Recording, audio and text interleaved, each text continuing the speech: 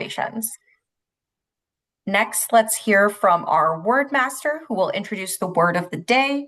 This role encourages us to stretch our vocabulary and integrate fresh language into our communication. So with that, Toastmaster Felice, will you let us know what you picked for the word of the day? Good evening, fellow Toastmasters. The word of the day is resilient. It's the adjective meaning able to recover quickly from setback, challenges, or difficulties. Adaptable and strong. Resilient. And here's an example. Despite unexpected challenges, the team remained resilient and delivered the project on time. And I encourage you all to use this word at today's club meeting. Thank you. And as a reminder, when someone uses the word of the day, we will clap and the all-counter grammarian will make note of that usage. With that, we will move on to the next portion of our meeting, the prepared speeches. So going first, speaker number one will actually be myself, Lena Verkler. I will be giving a speech on the visionary communicator pathway for the project of giving a speech with a purpose. And for the timer, this will be 5 to 7 minutes long and will be evaluated by Karen.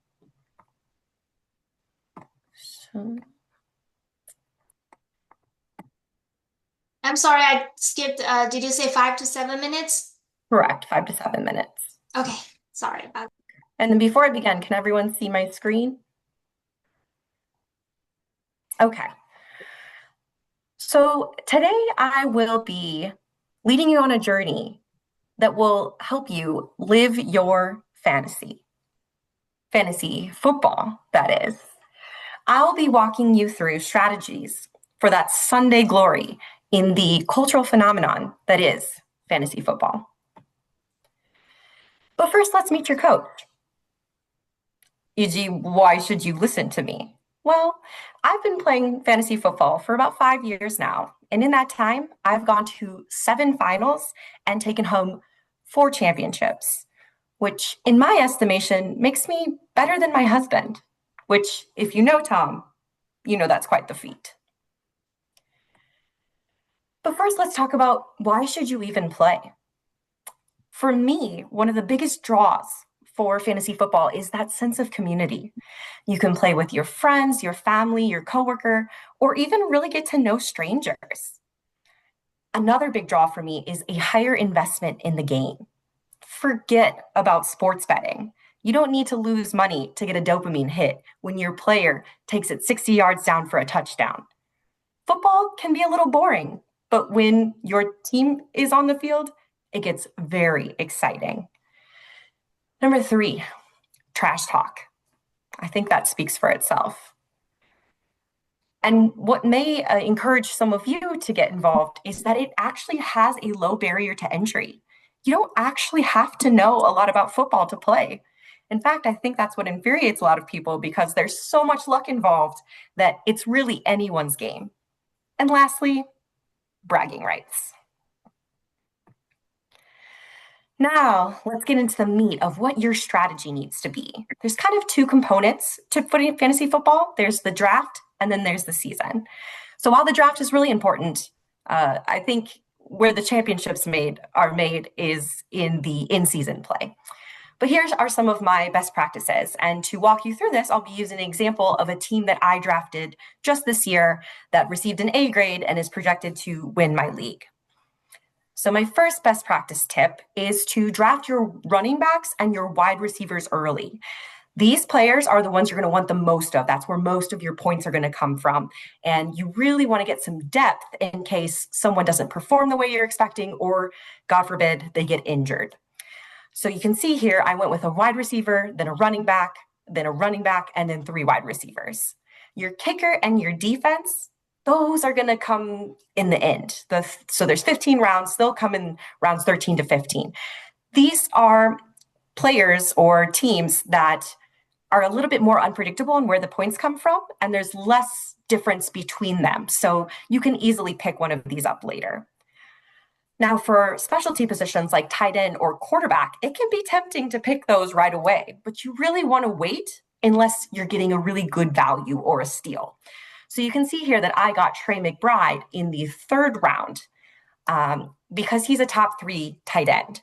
After that, the value kind of drops off and you're going to want to wait till later rounds. I also, because I got a tight end in my third round, waited until the 8th round to get my quarterback because, again, it's either or, not both. And that leads me into my next point of going for stacks. A stack is having a quarterback and a wide receiver from the same team.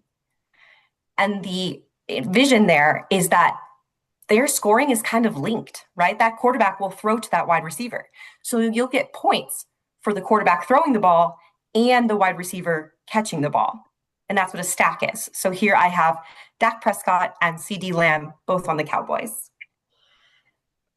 Another thing that catches people when they're looking at defenses, they see, well, this defense had the most points last year, but that's not really what's important. For defenses, you want to look at who they're playing their week 1 matchup. So if you see that this defense is playing a rookie quarterback, someone who's bound to make some mistakes and have some turnovers, that is a juicy matchup. That's who you're going to want for your defense. And lastly, research your rookies. There's going to be new players every year that are coming from college that we don't know anything about. So you want to look into their scouting reports and have some sort of idea for who might break out this year. And lastly, there are these things called mock drafts. So say you've never drafted before and you're worried that you're just going to freeze and panic and you won't know who to pick. Well, you can actually practice. So this year, I was lucky enough to receive the first overall pick. And so I could go on there and see, based on my draft position, what players were likely to fall for me, and then execute my strategy from there. But like I said, the real chunk is in-season play. You're really going to be wanting to play the waiver wire. The waiver wire is the list of players that are available that no one has picked up yet. And these are where you're going to find your sleepers, people who weren't projected to do well, but have really started to come into their own. You're also going to want to check the inactives and the actives. So there are games, unfortunately, every Thursday, Sunday, and Monday. So you need to see who's in and who's out in order to make sure that your lineup is set. There are also bye weeks, which are rest weeks for certain teams. Another really helpful thing is the sit-start expert comparison. So if you're between 2 players, you can listen to the experts on who they think would be a good start. And lastly, this is a hobby, right? You're doing this to have fun. So my advice here is to draft players you like, watch Red Zone, which is kind of like a highlight reel of all the action, no commercials. You can have prizes for your winners and losers. Pick a punny name. My favorite this year is Sam Laporta, the Laporta Potties. And you can watch a funny show like The League that kind of gives you some insight into what it's really like to play this game. So here are my strategies. I think I've convinced you that I've come with a winning mentality, but I hope this really does empower you to either make some changes for your team this year or finally jump in and join the fun. Happy drafting. Thank you.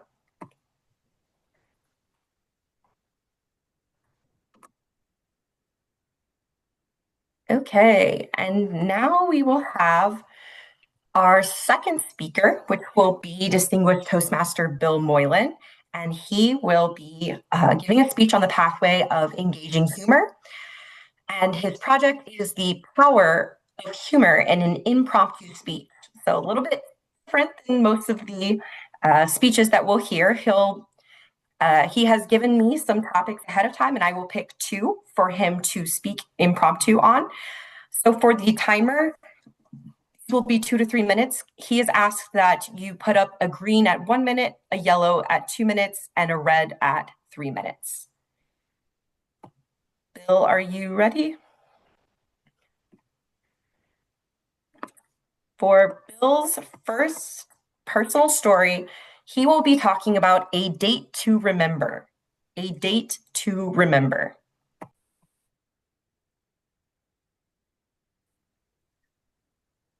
Thank you, Madam Toastmaster. A date to remember that many of you probably remember very well. January 28th, 1986. Now, for me, it was the best of times and the worst of times. The worst of times, that was the day of the Challenger disaster. So it was not a good day for our country. But the best of times, I had a date. I was set up by my sister Chrissy and my blind date, Margaret Mangold, by her sister Amy. Our two sisters were best of friends in high school. So there's a little bit of trepidation. Now, when I arrived at Peggy Mangold's uh, condominium in Southfield, as we went to my vehicle, it was a Pontiac Grand Am. And Peggy works at Pontiac.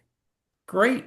She asks me first, "Oh, you got the four-door. Why would you do that?" "Oh, my mother suggested I get the four-door." "Your mother?" "Well, yes, she said, you're back, you're single, you're going to be probably dating divorced women with two or three little kids. It's easier to get them in and out of the back seat." Then she noticed that I had the five-speed manual. She goes, "Oh, you got the manual transmission." I said, "Yes, I'd like to shift for myself." "Well, why didn't you get the Honda Accord? It's got a better engine." "Well, I like to keep the local boys working." She said, "You are aware that the Grand Am is made in Canada and the Accord's made in the United States." Well, as it went. As we left her parking lot, I noted that, you know, the car someone drives tells you a lot about their personality. What does this car tell you about me? She didn't answer. The next, as we talked, you all know I'm rather talkative. So as we drove to the restaurant in Birmingham, Michigan, she was a bit quiet. Interestingly, and it was a terrible snowstorm that night. Of course, nobody was out. And as we were coming down Woodward, and it was a bad snowstorm, and I missed the entrance. It was counterclockwise. And as we went by the drive, she goes, "Oh, you missed it. Well, just turn in here." Well, the one way, exit was going the other way. I said, "Well, I'll just drive around the block."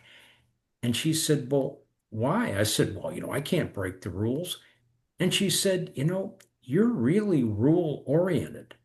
I took it as a compliment. She thought it as a put down. Well, the date went well. And that night I said, "Can I call you?" She goes, "Well, okay." I did the next night. We did date again and again, and we've been married now for 38 years. Oh, Madam Toastmaster. thank you. Bill will now be talking about communicating with international students.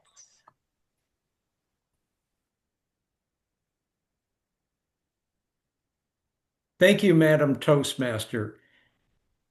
It was some 30 years ago in the mid 90s. I was asked to do additional instruction as an adjunct. I had been presenting the project management course for graduate students in the College of Business. And Lucy Chow asked me to uh, teach a group of Taiwanese students that were doing their MBA in Taipei. And this cohort was coming to the States. They went through the graduation ceremony, but then they had some other courses to finish at our Southfield campus.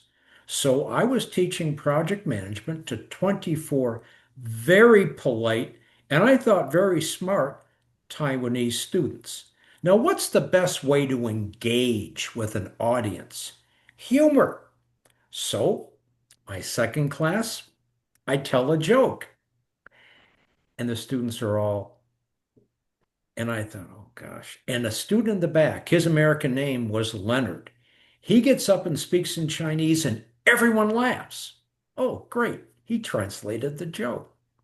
Next class, I tell my joke. Again, there, and I give Leonard the notion. He again gets up and explains something. Oh, and everybody laughed and clapped. Next class, at this time, Leonard wasn't there. I tell my joke, and they're all just. And I told the student up front, Walter, I said, oh, too bad Leonard's not here to give you the punchline. Excuse me, Professor Marlin? Oh, I apologize. I said, when we give a joke in America, the little switch at the end, we call that the punchline. Oh, yes. Oh, yes. Oh, yes. We understand. And jokes, oh, we like jokes. I was a bit confused. I said, well, what was Leonard telling you? Oh, that. Let's all clap and laugh for Professor Moylan. I was bombing in my humor on both sides of the Pacific. But one other follow-up on communicating with international students. As I told you, they're very polite. One time, a group of Taiwanese students asked if they could help me get the classroom prepared. I said, sure, pass out these papers.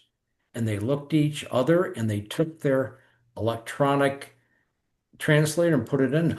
They had the shock. They ran out of the room and I thought, what did I do? Well, Ms. Chow came back in and said, Professor Moylan, what went on? And I said they wanted to help, so I asked them to pass out these papers. Well, pass out, as it's translated, is go to sleep and maybe die. Now I say distribute the papers. It pays to be resilient in working with international students. Madam Toastmaster. Thank you. That is hilarious. We will now move into our third speaker, Toastmaster Sheila Buswell. She will be giving a 5 to 7 minute speech, and the title is The Fix It Leader. Sheila Buswell, The Fix It Leader. Thank you, Jelena, Madam Toastmaster of the day. I'm counter, and I need to start off with one. Two fellow Toastmasters, and I was going to say guests, but I don't think we have any guests today. At 22, I was made shop foreman of my U.S. military shop. And the reason I was made shop foreman was because I could fix all the equipment. I was placed in charge of 20 soldiers, and 5 of them outranked me. And I think Samara understands that means, they had more time in service, as well as their pinned on rank was higher than mine at the time. I'm going to talk about my leadership, my first experience in leadership, and my leadership today. And I'm going to break it down into 4 acts. I call them acts because I think that's a good way to describe it. The first act is, I call it the golden rule meets reality. The golden rule, for those, I think everybody knows it, but just as a refresher, is treat people like you would like to be treated. That's a great rule. In general, that's a great rule. For leadership, not so much, because people are not a monolith. I was not leading a bunch of me's. I was leading people, and people are not a monolith. They're motivated by different things. Different sticks, different carrots work on different people. And I didn't learn that then. Through my time in the military, I had learned that. My act 2 is, I call it from fixing machines to tweaking people or tuning people. People don't need to be fixed. In general, when you lead people, and the military does a really good job, I think, of preparing you to lead. You can't scale up that one-to-one interaction of finding out what motivates, what sticks and carrots will work on an individual when you have to lead thousands of people. But in general, principles can be scaled up. And the military does a good job of, if you lead 5 people, you can lead 10 people. If you can lead 10 people, you can lead 100 people. If you can lead 100 people, you might end up leading the storming of the beaches in Normandy in several battalions, thousands of people. I have found that there's 3 things that guide me in those situations, and they are principles, and the first one is be a follower first. If you're a good follower, you're going to be a good leader. And to know that what makes a good leader and what makes a bad leader and try to avoid those missteps. The second thing I learned was never ask or order somebody to do something you wouldn't do yourself because it sucks. And people can smell hypocrisy or sense hypocrisy or whatever. Like, I totally understand the difference between somebody asking me to do something because it needs to get done and they can't do everything, and somebody who's asking me to do something because they are at a station in life where they don't need to do the things they can delegate that task. It's an unsavory task, they can just give it to somebody else. They are thankful they don't no longer have to do those things. The third thing is a combination of three things, but I think you need the right tools for the job, the right timing, and the right tone. And I flip that. It's easy to understand if somebody asks you to do something and they don't give you the tools for the job, they ask you at an inappropriate time in the inappropriate tone, you're not going to do it. You're not going to be happy about it. You might be forced to do it. It's not leadership, it's servitude, and it sucks. You're not going to happily go above and beyond at that point. And my Act 3, I call it the Kobayashi Maru form of leadership. Now, people who are Star Trek fans know that the Kobayashi Maru is a test that the Starfleet would give to leaders that Captain Kirk, who is happily cheated on, and I don't think you cheat, it's just you can challenge assumptions. Sometimes life presents you with a terrible list of things that has to get done, and you have to choose between a list of terrible things to move forward. But a lot of times you have to challenge the assumptions. Does this meeting need to occur? Does this person need to do that task? Does this timeline, is it sacred for a reason, or is it just sacred because it's always been done that way? Which, as an engineer, I really hate that excuse or that reasoning. My leadership style today, my Act 4, today's version of me, is the fix-it leader. Like, I take what I was great at I was a shop foreman because I could fix all the generators that were brought to the shop. I feel that you need to have that technical savvy to move forward, but you don't need to be knowledgeable. The Upward Mobility, or UPMO, is the device that I'm the med tech leader or CEO of that company, Buswell Biomedical. And although I have 20 years of experience, my undergraduate's in mechanical engineering, my master's is in biomedical engineering. I am not a machine learning expert. I don't know all the things, but I know enough. And I can ask people and cultivate a relationship. I know what questions to ask. I am the first to know about the machinery that needs to be done and what's possible, and I know what can be done. I don't know all the secret handshakes, but I can figure them out. I think of myself as a fix-it leader, first of all, because I know that people can't be fixed, but there's principles that can motivate people, and there's a proper way to ask and motivate people in general. I wrote a book on imposter syndrome, Is This Seat for Me?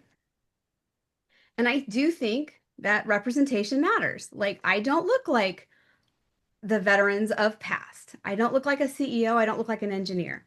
I have been to the VA for 25 years, and I have never seen Captain America, but somehow there's this misconception that that's what a veteran looks like. And I think it's important to represent that not all veterans look like that. In fact, I don't know any that do. It's important to say, okay, just because you have a look doesn't mean that means you're competent in that role. And I think as we build independence and dignity into the upward mobility, and we move towards that direction, we can get people to conduct whatever role and whatever task needs to be completed by tying those tasks to the ultimate goal. At 22, I thought leadership meant having the answer to all the questions. Now I realize through those 4 acts of my leadership, that, it means leadership means asking the right questions and then coming to a conclusion together and working towards a goal as a team. And so I think everybody can understand teamwork. And it makes it a more resilient team if you can work in that way. Thank you, Madam Toastmaster of the day. Thank you. So we will now be moving on to the next portion of our meeting, which is the extemporaneous speaking. Samara, are you able to, or? Can you hear? Oh, Yes, I can hear you. can you hear me? Oh, I'm sorry. Yes, I am able to. Okay, then I will turn it over to you. Thank you, Madam Toastmaster. Okay, so I will have a general question for everyone, and the topic that I have chosen would be think of something that made you smile recently. Um,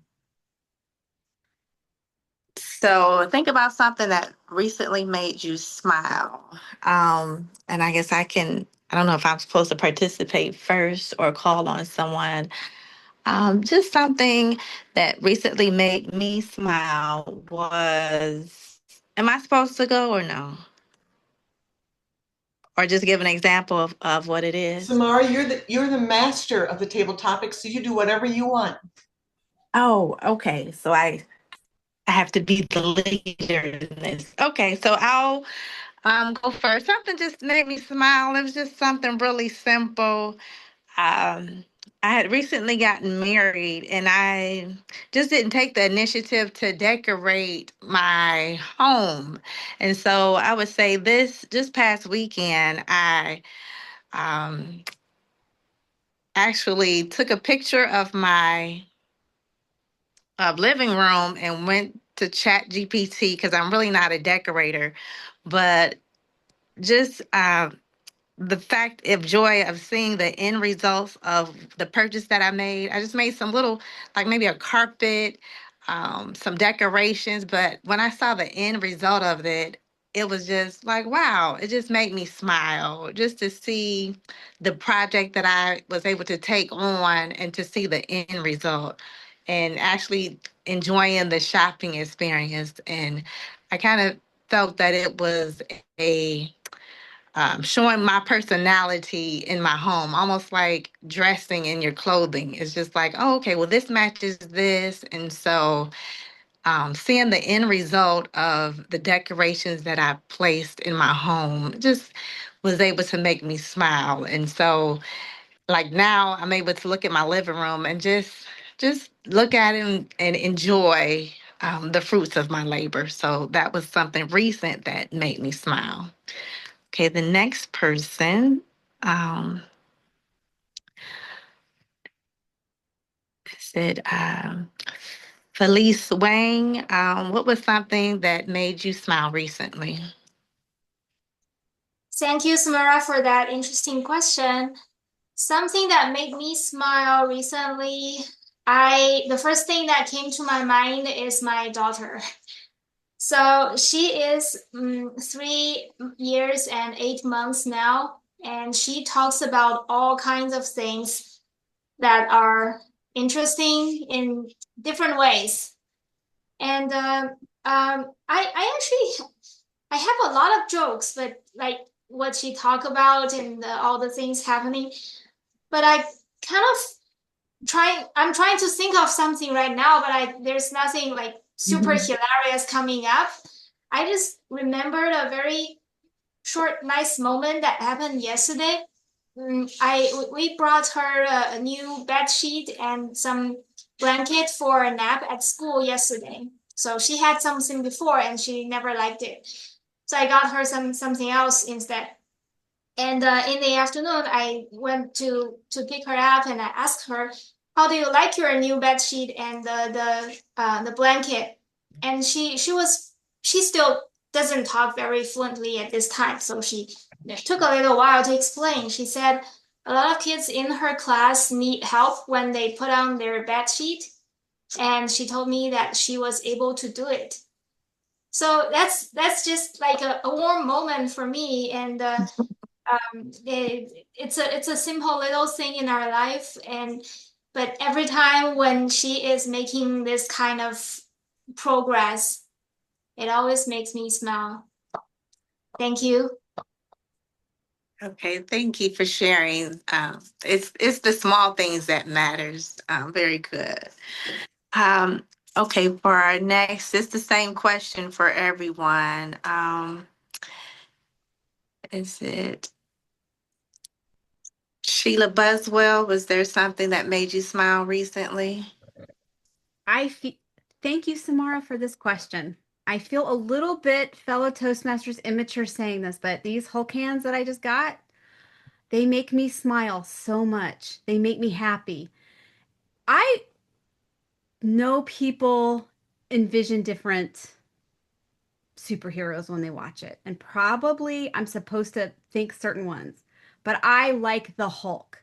The idea that this crazy, smart person gets taken over by emotion and getting angry makes him powerful but stupid is something I feel all the time. And I want to smash things. But Hulk smash is not something I'm capable of doing. But now I have these Hulk hands and I threaten in my own mind these Walter Mitty experiences where I slap people or punch people. And I know that makes me sound terribly violent, but I'm not. So not. But in my own mind, I have these fists. And I want to say that Hulk smash is something everybody in their own mind should do, but probably as an adult, you can't. And recognize that. These say 5+, that's, 48 is plus years of age. They're acceptable, but I also know it's not acceptable to act a certain way in as an adult. You can't smash things. That's not a way to resolve things. But oh my gosh, wouldn't it be great? Yes. Thank you for sharing. And uh, fellow Toastmaster Bill Moylan, is there something that you can think of that makes you smile? Thank you, Madam Topic Master. Fellow Toastmasters, two different people. They're over my shoulder, my grandsons. Yesterday, my grandson Peter, he is 4. It was a very big day for him. He transitioned from daycare to preschool. And at his first day of preschool, of course, that's a big day. And my daughter sent back the photo of him holding, about Peter. The things he likes are beefaroni and monster cars, and he's going to be a construction worker when he grows up. Now, as a construction engineer, of course, that warmed my heart. Big smile. His brother Alex, who had been with him at the same daycare since goodness, he was 6 months old, and he's now 2. His brother's no longer there, but he's quite resilient, even though not too big in stature. And today they would send us videos of how they're doing. Well, they were so impressed. He was able to take the pointer and explain each of the different shapes: circle, square, rectangle, Romulus, hexagon, diamond. My goodness, I didn't learn a hexagon till I was in the 5th grade. I was 10. He's now 2. But then he went on. He listed off all the colors, reading them. Then he got to the days of the week and he kind of broke into the song. But both issues of my grandsons certainly warmed my heart. Madam Topic Master. Okay, thank you for sharing. Um, I believe I don't think everyone had a chance to share, but just in a matter of time, I'm going to turn it over to the evaluators. All right, thank you. And everyone, please applaud Samara. I think this is her first Oh, time being Table Topics Master. yes, thank you. Great job. All right, we will now move into the evaluation portion of our meeting. First, we will have our evaluators for the prepared speeches. So each evaluator will give a 2 to 3 minute bit of feedback for each of the speakers. So first, for speech number 1, given by myself, we will have Karen Baird give the evaluation. Thank you, fellow Toastmasters, and especially Jelena, who go into the evaluation, very important aspect of Toastmasters. That's how we grow. Jelena, when I was watching your speech today, I didn't have an evaluation form in front of me, so I focused on what did I see, what did I hear, and what did I feel. So let me talk on those things. Let's start with what did I hear? I immediately heard a wonderful vocabulary, a rich vocabulary being used to describe the events, and I really appreciated that right from the start. I wish I could write down quickly enough the words that you said. They've already flitted away in my mind, but I remember that you used wonderful descriptive words that really captured my interest. And that's, of course, what it's all about. You want to use words and topics that really grab people right from the start. I heard that you had great details in all that you explained. And again, I appreciate that because you explained everything thoroughly and it was in an organized fashion. I also heard a lot of warmth and excitement and happiness in your voice, and it portrayed the enthusiasm that you had for the topic. What did I see? I saw your visuals and I saw you. I saw in your visuals just the right amount of details. You were able to have your bullet points and then you filled in the details verbally. I really like slides that are presented that way. And when I saw you, I saw a lot of facial expressions and a few gestures that showed your enthusiasm for the topic. What did I feel? I felt a lot of warmth and excitement. I felt that this is almost convincing me to be a sports fan. I felt like I was being motivated by you to be interested in something that I really don't have that much interest in, but you made it seem exciting. So you stirred something up in me that I really enjoyed. I enjoyed that feeling. So if I was going to give you something to grow on, I would say this. Because I have knowledge of football, but I don't really have any knowledge of fantasy football. I would have appreciated a little definition of what fantasy football is at the beginning. So that would just be a good point for everybody to remember. Don't assume that your audience has a basic knowledge of your topic. Always give them a little, just 1 or 2 sentence definition of what it is you're talking about to give them a framework to grab onto. Some of the things that stood out in my mind that just made me smile were talking about being better at it than your husband. That made me smile. Trash talking. I thought that was pretty funny. And let's see, the last thing that I saw that just made me excited was the porta potty joke. I thought was hilarious. But you wrapped it all up in the end with a good takeaway of encouraging people to participate and enjoy the things that you enjoy. I believe that you met your purpose being to inform us all about fantasy football and why we should love it. So there is my evaluation of your speech. Please send me the official form and I will fill that out and email it back to you. Thank you so much.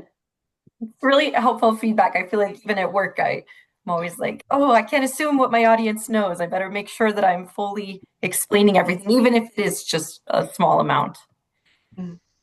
Next, we will move on to our evaluation for speech number 2, given by Toastmaster Bill Moylan, and that evaluation will be given by Sheila Buswell. I want to echo what Karen did and say I have the wrong sheet in front of me. So Bill, please email me the evaluation sheet for this. But I want to say, first of all, that I remember the Challenger explosion. Like that day was imprinted in my memory, and I remember it being the first thing that I remember, like the first day that I remember exactly where I was when I heard that news. And the way you started the story with that and then brought everybody to that location and then humanized it with telling the story of the experiences of being set up. I did not end up with somebody I was set up with, but I have been set up, and I'm like, I don't tell my brothers or my sister, my brother-in-law, their idea of who the perfect guy is based off of what I said, the words that come out of my mouth, and I don't communicate that well. And I think you did a really good job of like painting a picture of how not that things went well, but then you had a really successful marriage, or things didn't go well, but on the first date, or they did go well, but you had this great marriage, even though there's questions about the Pontiac and where it was built, and you should have gotten this and you should have gotten that.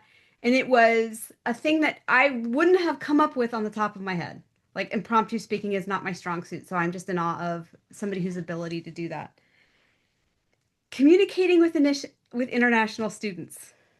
I thought your stories were great. I have I've had miscommunication with international students where not students, but like I was sent on business trips and I thought a word meant this because it means that in my culture, and not people not picking up what I put down culturally. And I think you did a really good job of applying it to a student and how it would work in a teacher-student relationship. And you made it approachable and funny. So again, how you came up with those impromptu is really inspiring. And please send me the evaluation form. And I wrote the topics down, but the rest of this will not fit. So back to you, Jelena. Thank you, Sheila. And now we will have our evaluation for speech number 3 that was given by Sheila, and this evaluation will be given by Felice. Okay, thank you, Toastmaster Jelena. For our speaker number 3, Sheila, you give a very interesting presentation. I really like the part that I really like is the style. From the very beginning, you are starting the speech in a relaxing and in a very close to the audience way. So it's not like you're standing far, far away on top of the stage and looking into nowhere and start talking, but the moment you start talking, it feels like you're close to us. You're close to me and start telling your story kind of way. And you have the content that you've talked about leadership, the style, the principles. You've listed several points and explained them one by one. I think you did a good job illustrating, explaining things, and explained your opinion towards some of the common principles. Like people usually say, treating people like you would like to be treated, but you feel like that's not working. And some other ways that you liked, some other ideas that you liked, you know how to fix machines, and then you learn from, you take ideas from there into your leadership, and that somehow worked in your life. So I think you've explained those points And um, yeah, like I said, I really liked your storytelling tone from the beginning, and the whole speech was like that. It really gives a very genuine emotion, in my opinion. It feels it's not like you have a written script and you're just reading off of it. You're really giving the speech from the bottom of your heart. And the most interesting part I liked was when you brought out that wrench. I was so surprised. I was like, whoa, it comes up. And then you have the device, and then you have a book. So you really showed things, and it adds something, it makes things more interesting. And I like that part as well. I'm just curious, a little curious, how do you keep everything close to you at the same time? You even have that Hulk hand later on. You, I don't know. So that's funny, but yeah, I this is the part I liked about the speech. And if I'm giving you some suggestions, this is from more or less of a personal perspective. I am a very visual person, so I bet there are people like me as well, but there are some other people they can learn very well from listening, but I really like to see things. And the talk that you just gave listed multiple points, and it would be much more helpful for me if you can have that shown on some page so I can keep following. Okay, this is point number one, number two, and I don't get lost. But I mean, it's also working. The way that you presented is logically clearly organized. So that is all my evaluation. Thank you. Thank you, Felice. And I want to just say that I had the Hulk hand because I'm going to admit it, but I don't like this about me. I have this on my desk because I'm not an adult. People assume that I'm grown up because of my age, but yeah. Thank you, Felice. We'll now do our last evaluation, which is the table topics evaluation, and that will be done by Toastmaster Bill Moylan. Thank you, Madam General Evaluator. Fellow Toastmasters, first of all, Samara, what a great idea of a recent moment that made you smile. And I think we could all start thinking about something with it. So it's a great hook. Another thing that I saw is you did one to kind of get us going. And when you said you were a new bride, well, obviously, I hope you smiled over that. But then you kind of caught me there when you said, well, I had to decorate my house. As the one male on this call, I don't think your new husband is concerned about how your house is decorated. But then, goodness, you gave us a thing. I'm not an interior decorator. It was a good hook that you could see it at the end and it made you smile. So I think it really personalized it with that. Felice, your daughter, what a learning experience. And of course, that brings people joy, but it shows you how resilient you are on that. Just like where Samara, she's going to have a phenomenal marriage because she's going to be very resilient. If she concerns herself with the decorating right up front, boy, you've got it cracked. Now, for myself, when I gave mine, Felice, when you said daughter, well, I already knew, for my grandsons, because I get these images every day, either a clip or a photo, picking them up. Always a joy with that. So I'm not saying it was low-hanging fruit, but something I learned from Sheila, and that is have the props handy. You see, here I got some pictures of my grandson that are right on my desk, but I talked about over my shoulder. It's kind of blurry, you see, and I think, as you say, you've got it right at hand to use. And Sheila, very impressed of mentioning the Coke can. And I only found out this weekend that Coke cans have these different action heroes. I'm not a Coke drinker. I don't drink soft drinks, but the thing where you had the fist, what a great prop that you were able to use immediately into your table topic went on well. So overall, Samara, fantastic overall topic. And I think all of us brought something a little bit different, but how Joy is right there in front of us. Madam General Evaluator. Thank you. Yes, I also very much enjoyed the table topics. Now we will move on to our timers report. Felice, can you give us the timers report?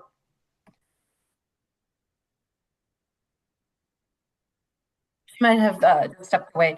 Our all-counter grammarian, can you give us your report? Yes, I'm going to say overall that the usage was down, except for by myself.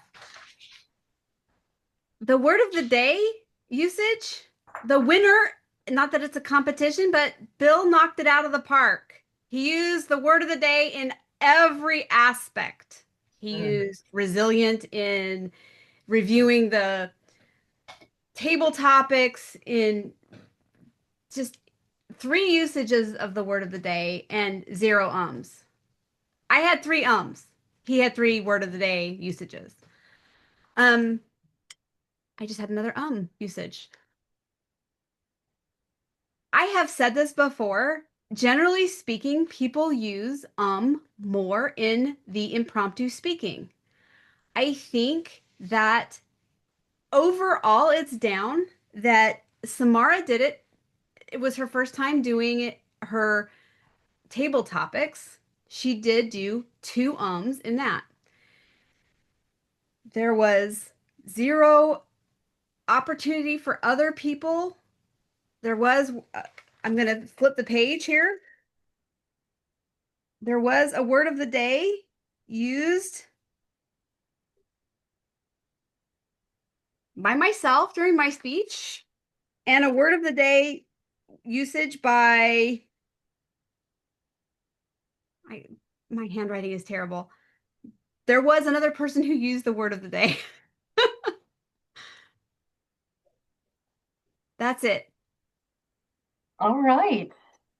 Then I guess if we're waiting for Felice for her timers report, can we just open it up to comments and questions or general thoughts on the meeting?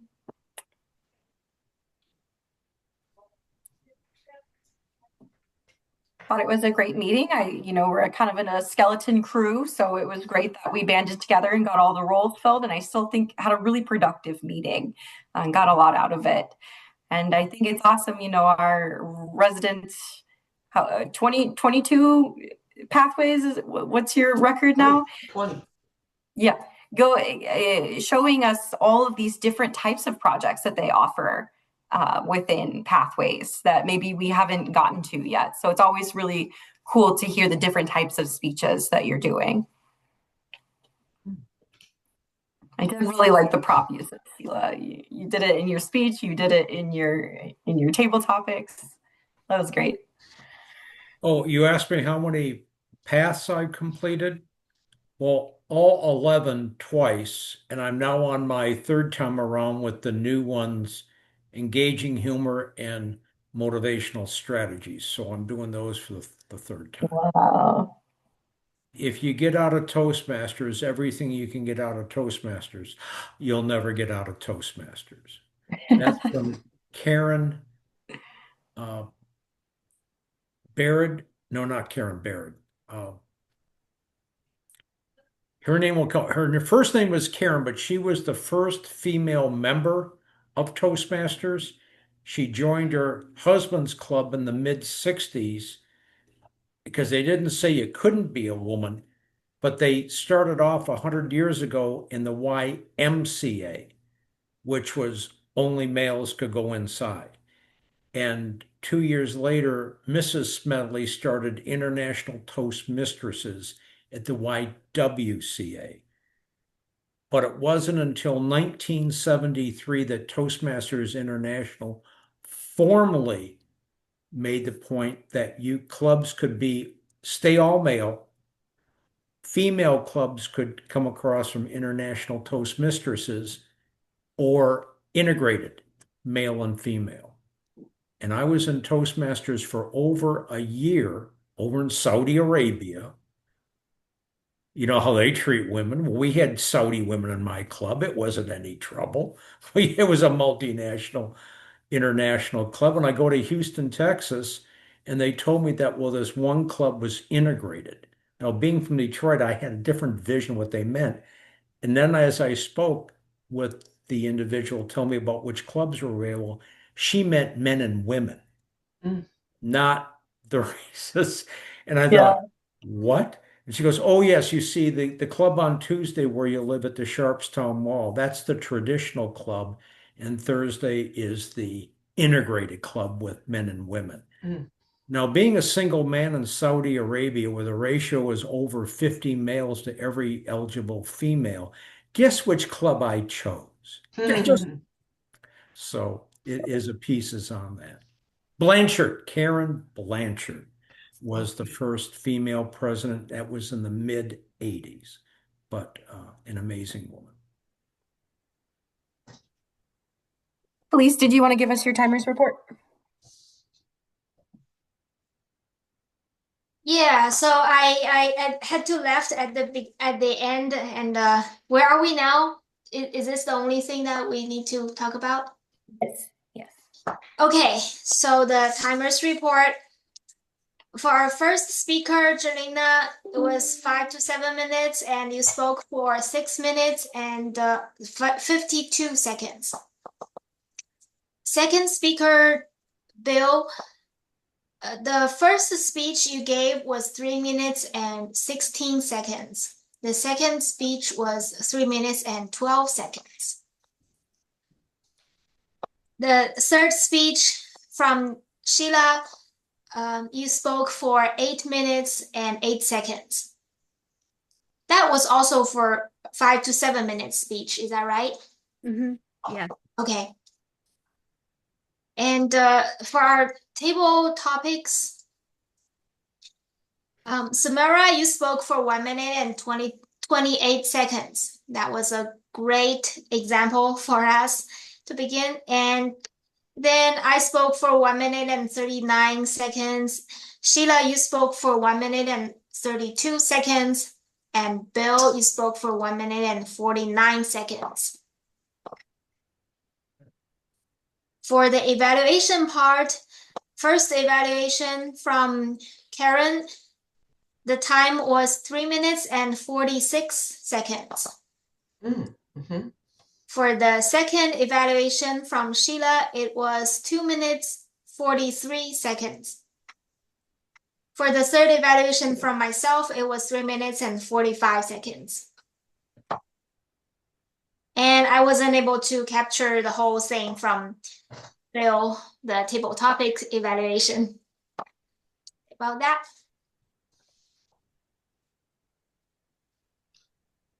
Thank you. That concludes my report. All right. Any other comments or questions? I have a couple of things I have something I wanted to tell about, and that is I ordered Bill Liverman's book and I read his book, From the Potato Field to the PhD. So I don't know if anybody else had an opportunity to do that. I didn't know it was out. I ordered it off of Amazon. So it's called, the title of the book is Dare Mighty Things. Anyway, I thoroughly enjoyed the book, mostly because I already know Bill, but I got to see read so much in depth. And I read a lot of things that he did not highlight here in the club about his marriage, about his career choices, about his 10 children. Can you believe that? Oh my goodness. 3 natural born children and 7 adopted children. So I just want to put this out as something to tickle your brain. Your life, your experiences, they're not just meaningful to you, they can be meaningful to other people. And it never hurts to write some things down that you might want to share with others. It was really a fascinating look for me to look into some parts of his life that I didn't know about. And I have not yet had the opportunity to congratulate him or just to give him my feedback, but I just wanted to share that with the club. I was impressed and I started thinking, I wonder if there's other Toastmasters I know who should write a book. So if you start thinking about it, I'll bet you could come up with a couple names of other Toastmasters. Well, Sheila is mentioned today. She is also a published author. I And was so surprised. Maybe I've heard that before, but I'm a little bit scatterbrained because I don't remember everything that I hear. Oh, look, there it is. But you know what, Sheila? I wrote it down because I wrote it down. Is this? I can send you the audiobook. I can't send you the Dead Tree version. I could probably send you the I have no idea where the ebook is, but I know where the audiobook version is. I'll email it to you. Oh, great.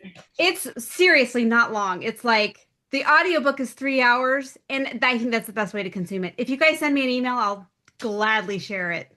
I think Jelena Wonderful. left me a great review. I was going to say, Sheila, can you speak on the importance of having reviews? So if we do read his book, we should be sure to leave him a review, right? Yes, it is really. I have 320 reviews for my book on Amazon, and they're 4.8. If you have any critiques of Bill's book, probably tell him in person, but give him a 5-star review on Amazon. Tell him on Amazon, people need to know it's fabulous, whether it is or not. You can tell him it's garbage to his face. Sheila, I went into Pathways and I clicked and forwarded you my evaluation form. So if Perfect. you Thank you, Bill. don't get it, let me know. But the name of the speech is Bill is a Funny Guy. And then you'll Okay. see the description of what but on it. So I just want to ask, because I'll look at it and I'll ask you questions, never mind. But yeah. Thanks for that tip about leaving a review. I didn't think about doing that. It's one of the things where it's like, not only if you have positive things to say, it's great to let them know how it touched you. Because I talk about, in my speech today, I talked about the different sticks and carrots that motivate you. And in Samara, I talk about the being the Hulk hands. I had a bad experience in TSA, but at the same time, I got a email and it was inspired by the book. Anyway, but it was a really nice review that was emailed to me. And it just made me a different person. Instead of being the Hulk smash person I wanted to be, I was like, took a deep breath and was like, he kept me out of jail or whatever in South Carolina. I'm just saying, it's huge. Oh, so you might say it builds resilience. Yes. Very good, Karen. But I got it in there. Yeah, good. If I was going to share my moment that made me smile today or this week, one of the principles that I live by is if you say something nice about someone, you should also say it to them. Because I was finding myself so often being like, this person's so great. Oh my gosh, this thing they did was so cool. And I make it a point now to message them and tell them that too. So I had reached out to a guy that runs my flag football league, and I had said what an incredible job he was doing. And I really saw all the investments he was putting into the league. And that, I think the thing that we keep coming back for is that it feels like a community, it feels like family, and that he's really the big part of that's cultivated that. And he said, oh, this is the nicest thing anyone's ever said to me. And that was a couple months ago. But at our recent game, he said, I'm still thinking about that compliment you gave me. We're redesigning the website page, but we just know that's going to be on the front of it. So one, say things to people that make them feel good. And two, you never know how bad they want to hear it. I oftentimes when I reach out to people, they say, I was having such a terrible day and this really turned it around. Like, you don't know how bad I needed to hear that. So it's kind of a rule that I live my life by. I think that's a good rule, Jolena, because I know that in my experience, that has made a difference in my life. So yes, I need to. I also, I don't do that myself. I'm full of hypocrisy. When I leave reviews, I only leave reviews if I have something nice to say. Otherwise, I give people the benefit of the doubt. For restaurants and everything, I only like to put positive things out into the world. Well, I have told you this, that my theory is that 1-star reviews says more about the people leaving the review than the product being reviewed. Like, that's an interesting take. I have read a lot of reviews and I live and die by reviews, but I'm like, we're trying to buy a new microwave or a new dishwasher, and the review said, this doesn't keep my food hot. And I told Jelena that, and I'm like, seriously, I just think that it can make a big difference, and you need to be positive in a review, or just keep your mouth shut, like the rules your mom taught you. You don't have something nice to say. But you know, when I go online shopping, I always look for those negative reviews. Sometimes Yeah. when they say things that really matters to me, like some things quality is bad, or like something really about the stuff. And sometimes the bad review is not about it. It's about like the shipping is bad, or it came bad. It came as a broken item, and then they sent me a new one. Some stuff like that. That's like, acceptable. It's business, right? It happens all the time. But then there are I heavily rely on honest bad reviews. That's a fair point as well. That is a fair point, Felice. I'm just going to tell you that after receiving the 320 reviews, and the average is like 4.8, it's not, but there are people who leave bad reviews, and they obviously hadn't read the book. It just drives me nuts. They just want to say something mean and be terrible because they feel that way. And I do think like the context of that matters. Do you know what I mean? Like, Yeah. Well, if I can bring the conversation full circle back around to our next meeting. Our next meeting is going to be, let me just make sure I say the correct date. The 23rd of September. I'm going to be on vacation, but I'm still going to attempt to log into the meeting. So if you don't see me there, then you'll know that I couldn't get the connection at the cottage where we're renting. But nonetheless, I do want to assign people, or at least ask people, what roles they would like to be assigned to for our next meeting. So I'll just go around the circle and ask people what their preferred role would be for next time. I'll start with Sheila. any evaluation, I need to work on that. Okay, so you'll be an evaluator? Yes. Great. Let me ask Samara. Samara, what role would you like next time? Okay, I'll try evaluator. I haven't did that. Oh, okay. So you're gonna do an evaluator also. All right. And Felice, what would you like to do next time? I can give table topics. Table topics master. All right. Yeah. Jelena? I will do general evaluator. Well, we have 3 evaluators. We need somebody to speak. Yes, so we had pre-slotted everyone, right? And I think it'll be Dottie and Brittany next week. So I doubt that next meeting, so I doubt either of them will be giving a meeting. So if anyone wants to speak, now would be a great time. Maybe we can ping the people who are not present to do that. Artemis, Karen, Bill? I already Yes? confirmed myself as Toastmaster. Oh, okay, great. Thank I'm you. looking at it right now. Oh, okay, wonderful. So, I'm yeah, not going to assign myself to a role because I'm not sure if I can make the connection.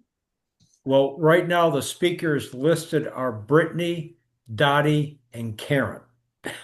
Okay, I'm going to pass on, I'm going to, if I'm able to come to the meeting, I will do that, but I'm not going to guarantee it right now because I don't, So if it's iffy. Jelena or Karen could edit the online free Mhm. toast host agenda, then send it out.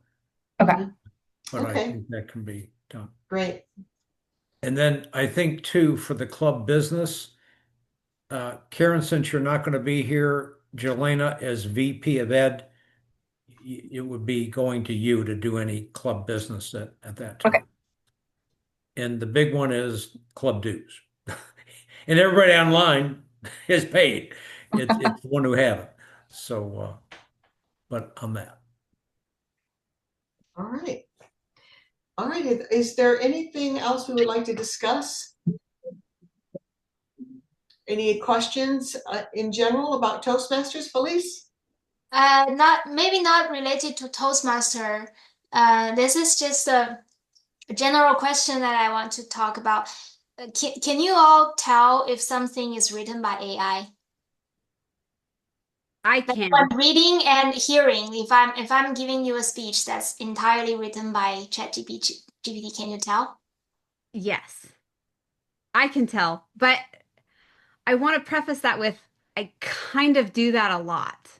So I don't know that other people can. I just Yeah. know that I If can. you use it often, there are definitely tells, especially if you're reading it, it's like the what are those hyphens called? The M dash M whatever. dash. That's like Or a if it huge starts with an tell. emoji. If they ever said And rocket ship emoji, yeah, there's certain phrases it uses. It's not this, but this. Or like doing things in threes. There's certain patterns that AI has picked up that it uses over and over again. So usually if you're going to be using AI, it's like you help it to structure and then you kind of tweak it to make it sound a little more human. But if you're giving this speech, I don't know if it's as obvious because you're obviously adding your own intonations and inflections and Can I admit that yesterday I gave a speech online? Anthony evaluated me. It was for the PMI monthly meeting, and I had a presentation that I had on this topic from some years ago, but I knew I had to update it. And when I brought up, the PowerPoint and put in my topic, Microsoft PowerPoint immediately jumped in with AI and started doing things. And mhm. whatever I clicked, it created a presentation for me on that topic. And it was because I thought, like the things I was filling in, what it would be and type of audience. And I started with that. Of course, no, I added to it. I Right. went back and it gave me some script within the notes. I didn't like the way they did the particular foils. They had way too much data. Took a lot of that out, just put in keywords. But what I really liked was the pictures that they had. They were very up to date, as opposed to downloadable.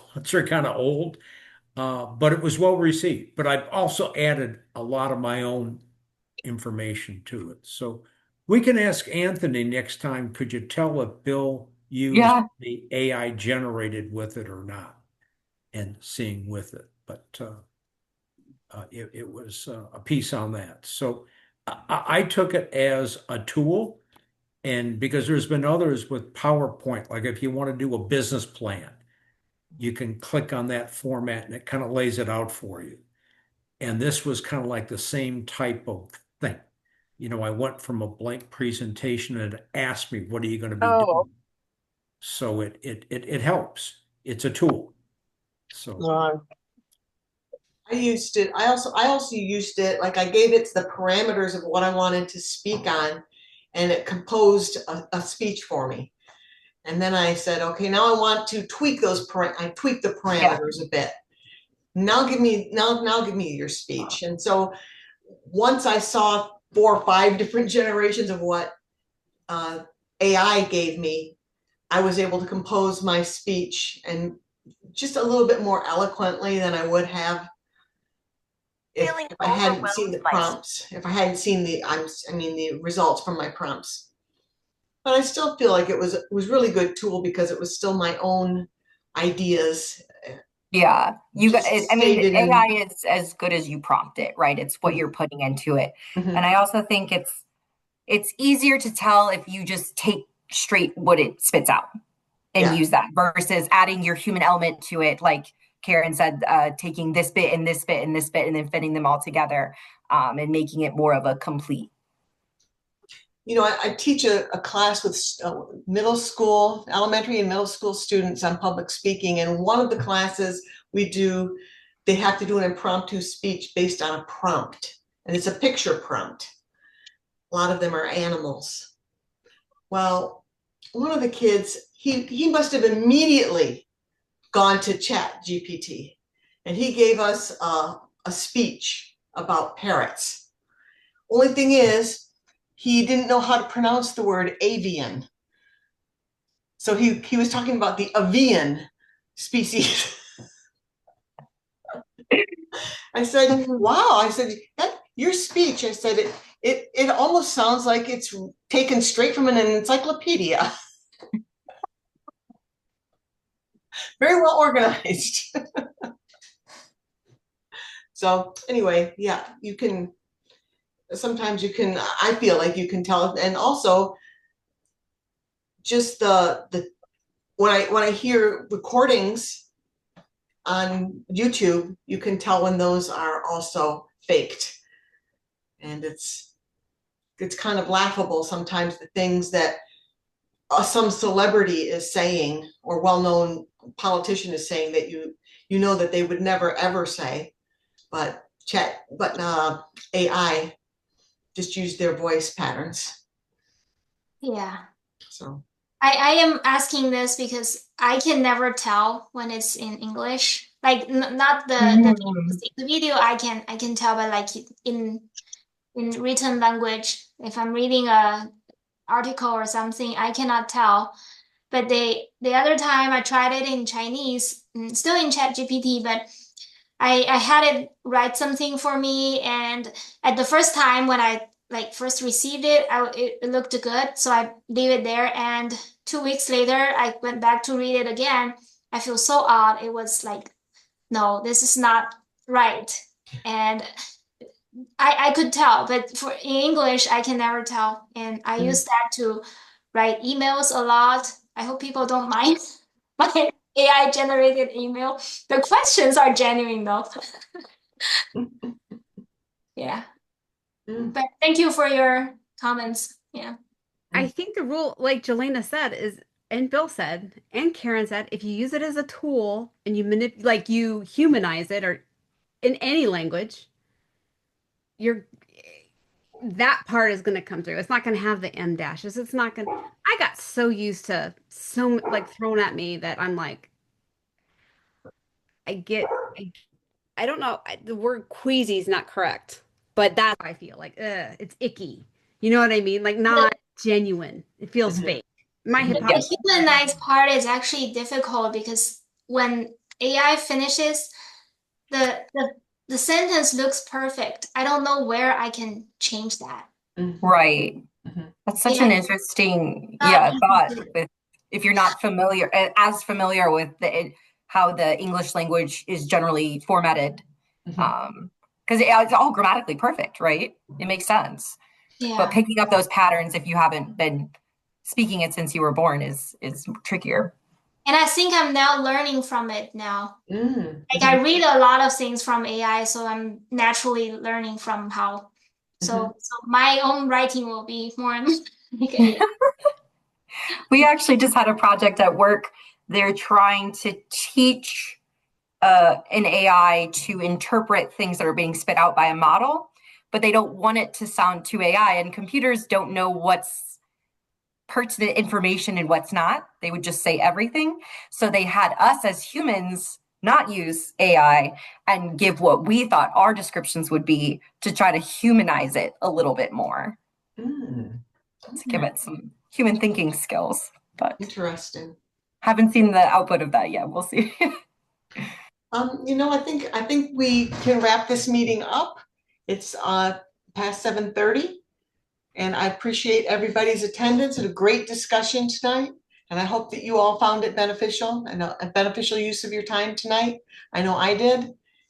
And I hope to be there at the next meeting. I'm going to give it my best to log in, and let's just keep each other encouraged.